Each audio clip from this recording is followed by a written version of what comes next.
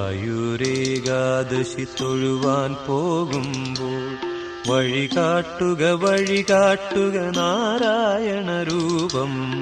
തളരുമ്പോൾ ആത്മാവാം പശുവേ നിന്നാവിൽ അമൃതം പോലൂറിയിടുക നാരായണ നാമം, ഹരിനാരായണ നാമം. ഗുരുവായൂരേകാദശി തൊഴുവാൻ പോകുമ്പോൾ വഴികാട്ടുക നാരായണ രൂപം.